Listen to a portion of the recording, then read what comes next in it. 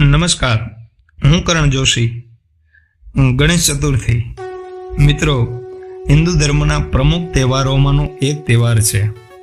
આ દિવસ ગજાનંદ ગણપતિ દાદાનો જન્મદિવસ છે અને આ દિવસે લંબોદરની પૂજા અર્ચના કરવામાં આવે છે.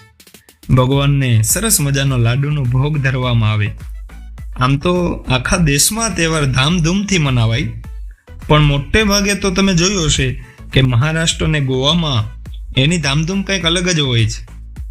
ઘણા દિવસો પહેલાં જ બાપ્પાના આગમનની તૈયારીઓ કરવામાં આવે છે અને અલગ અલગ થીમથી પંડાલો પણ તૈયાર કરવામાં આવે અને દાદાની મોટી મોટી મૂર્તિઓ તૈયાર કરી અને વાતે ને ગાતે લોકો પંડાલમાં મૂર્તિને પધરાવે છે અને દૂર દૂરથી લોકો એને જોવા પણ આવે છે. જોકે હવે તો ગુજરાતમાં પણ લગભગ બધે જ આવા દ્રશ્યો દેખાય છે.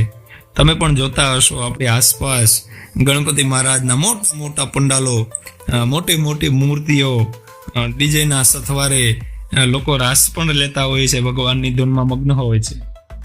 તો આજના દિવસે આવો આપણે જાણીએ કે વિઘ્નહર્તાના આ તહેવારનું મહત્વ શું છે અને આ તહેવારની શરૂઆત ક્યારથી થઈ છે.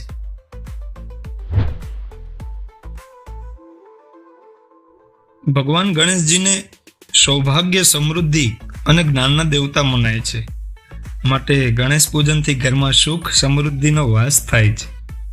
એવી માન્યતા છે કે ગણેશ ઉત્સવના 10 દિવસ સુધી ભગવાન પૃથ્વી ઉપર જ રહે છે અને તેના ભક્તોના સર્વ વિઘ્નોને હરે છે. તેના ભક્તો પણ બાપ્પાને પ્રસન્ન કરવા ભક્તિ ભાવથી તેનું પૂજન કરે છે. બાપ્પાની મૂર્તિ વાજતે ગાતે લઈ આવે છે અને એનું ભવ્ય સ્વાગત પણ કરવામાં આવે છે. સાથે જ ગણેશ ચતુર્થીનું વ્રત પણ રાખવામાં આવે છે. આ તિથિનું વ્રત રાખવાથી જીવનમાં સુખ સમૃદ્ધિ અને ઘણો જ લાભ થાય છે. ગણેશ ચતુર્થી ભગવાન ગણેશજીના જન્મોત્સવના રૂપમાં મનાવાય છે. ભગવાન ગણેશજીનો જન્મ ભાદરવા મહિનાની જ અંજવાળી ચોથના દિવસે થયો હતો. માતા પાર્વતીની મનોકામનાથી માટીની મૂર્તિમાંથી વિઘ્નહર્તાનો જન્મ થયો હતો. જન્મ થતા વેત જ એણે માતા પાર્વતી સાથે સંપૂર્ણ જગતને આનંદ વિભોર કરી દીધા હતા. કોઈ પણ પૂજા કરવામાં આવે એની પહેલા ગણપતિ મહારાજની સૌથી પહેલા પૂજા થાય છે, આપણે જાણીએ છીએ.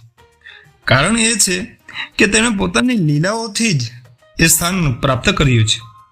માતા પિતાની સેવા કરવી, ક્યારેય ક્રોધને વશ ન થવું અને પ્રાણી પંખી અને જીવને કષ્ટ ન પહોંચાડવું, એની સાથે પ્રેમ કરવો, હંમેશા બાળક જેવું મન રાખવું, એ તો ભગવાન પોતાના આચરણથી જ સિદ્ધ કરી બતાવે છે અને બતાવ્યું પણ છે.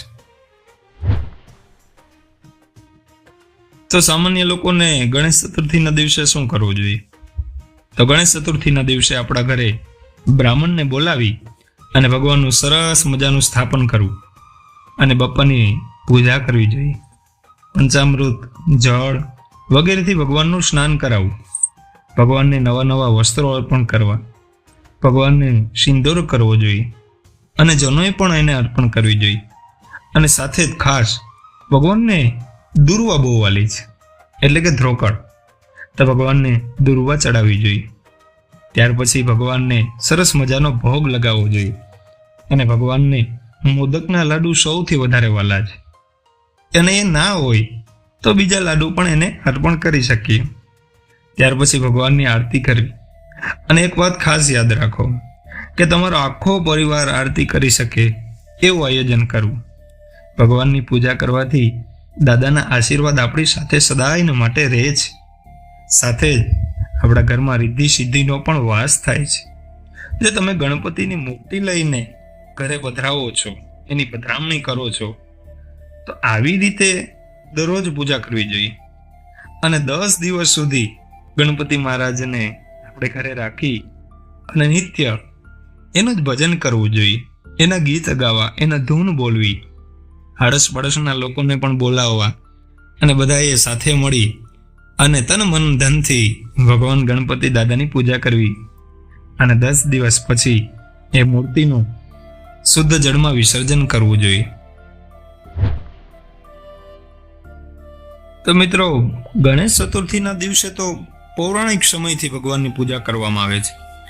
પણ જે અત્યારે આપણે ધામધૂમ જોઈએ છે, ભગવાનની મોટી મોટી મૂર્તિઓ પધરાવવામાં આવે, પંડાલ સજાવવામાં આવે, તો આ ગણેશ ઉત્સવની શરૂઆત ક્યાંથી થઈ? તો ગણેશ ઉત્સવની શરૂઆત તો મહારાષ્ટ્રની એ સમયની રાજધાની પુણેમાં થઈ હતી. ભારતમાં ત્યારે મુગલ સામ્રાજ્ય હતું.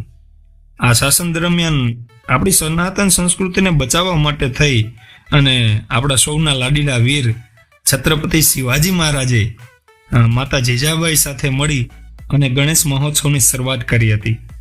અને ત્યાર પછી તો મરાઠા સામ્રાજ્યના બાકી પેશવા પણ આ મહોત્સવ મનાવવા લાગ્યા હતા. ત્યાર પછી અંગ્રેજોએ ભારતમાં હિન્દુઓના તહેવારોને મનાવવાની રીતસર મનાઈ કરી દીધી કે હવેથી હિન્દુઓના તહેવારો નહીં મનાવવામાં આવે, અને જ્યાં પણ હિન્દુઓના તહેવારો મનાવતા ત્યાં બળજબરી કરી અને લોકોને મારતા અને જેલમાં પૂરતા વગેરે વગેરે. તો ઘણા જુલમ કર્યા છે ભાઈ અંગ્રેજોએ. ખેર, આ સમયે બાળ ગંગાધર તિલક આ મહોત્સવની શરૂઆત કરે છે. ગુપચુપ રીતે પણ ગણપતિ દાદાની સ્થાપના કરવી અને ગણપતિ પંડાલની અંદર બધાને મળવું અને અંગ્રેજોની સામે લડત આપવા માટે થઈ અને ગજાનંદ ગણપતિ દાદાનો સહારો લેવામાં આવે છે.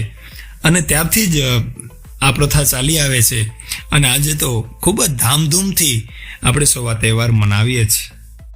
આપ સૌને પણ ગણેશ ચતુર્થીની ખૂબ જ શુભકામનાઓ, અને બાપા બધાના વિઘ્નો દૂર કરે અને સૌને લાભ આપે એવી પ્રાર્થના.